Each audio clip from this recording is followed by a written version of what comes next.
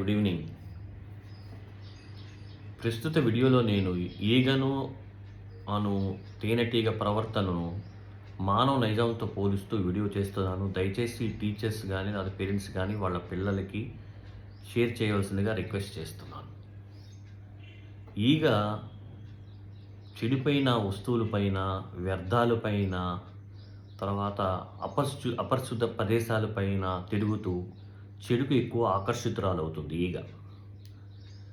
ఎంత మంచి ప్రదేశాలున్నా ఈగ చెడు వైపు ఆకర్షితురాలయ్యి మంచిని వదిలేసి ఆహారాన్ని కలుషితం చేసి రోగాలను వ్యాపింపజేస్తుంది.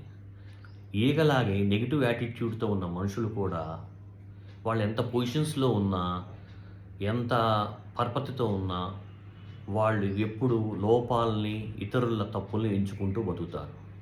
వీళ్ళు సమాజంలో కొంతమంది మనుషుల దగ్గర నుంచి నెగిటివ్ మాటలన్నీ గ్యాదర్ చేసి సొసైటీలో వ్యాపింపజేస్తుంటారు. అదే పాజిటివ్గా మన తేనెటీగను చూసుకుంటే అది ఎప్పుడు పువ్వుల నుంచి వచ్చే వాసన కోసం వెతుక్కుంటూ వెళ్తుంది. అది పువ్వుల్లోంచి నెక్టార్ కలెక్ట్ చేసి మనకు సమాజానికి ఉపయోగపడే తేనెను తయారు చేస్తుంది. అది కూడా కాకుండా ప్రతి పువ్వుపై ఉన్న నెక్టార్ని తీసుకొని ఇంకో పువ్వుపై వేసి మన పరాగ సంస్కరణ అంటే పాలినేషన్ని చేస్తుంది అన్నమాట. అందుకే పాజిటివ్ యాటిట్యూడ్ ఉన్న మనుషులు ఎప్పుడు సమాజంలో ఆనందాన్ని నింపుతూ, తీపిని నింపుతూ జీవిస్తుంటారు. ఇప్పుడు ఒక మనిషికి అంతా మంచి ఉండి ఏదో తమ నెగిటివ్ ఉందనుకోండి, ఇలా సిగరెట్ తాగుతాడు, లేకపోతే మందు తాగుతాడు అనుకోండి, అది పెద్ద ఆఫీసర్ అనుకోండి. సో మనం అంతా మంచిని గ్రహించి చెడును వదిలేసి ఈ పాజిటివ్ ఎనర్జీ, పాజిటివ్ థింకింగ్ మనుషులు జీవిస్తుంటారు.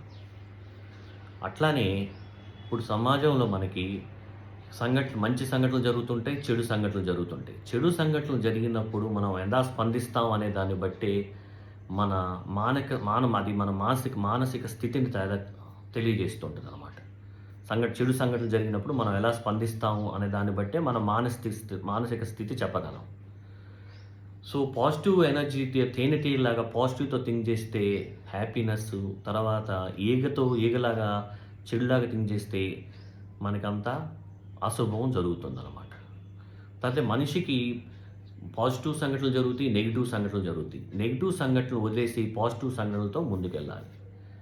సో దీని ద్వారా నేను తెలియజేసేది ఏంటంటే, మేజర్గా తప్పులు ఈగలాగా నెగిటివ్ థింకింగ్, తప్పులు ఎంచడం, లోపాలు ఎంచడం మానివేయాలి.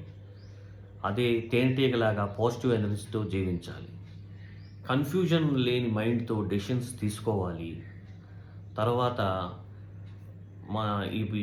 చిన్న చిన్న సంఘటనలు జరుగుతుంటాయి మనకి, క్షణికావేశంలో జరిగే సంఘటనల ద్వారా మనం పేషెన్స్ అనేది అమర్చుకోవాలి. సో ఈ పాజిటివ్ థింకింగ్ని మన రొటీన్ లైఫ్లో ఒక భాగంగా చేసుకోవాలి. Thank you.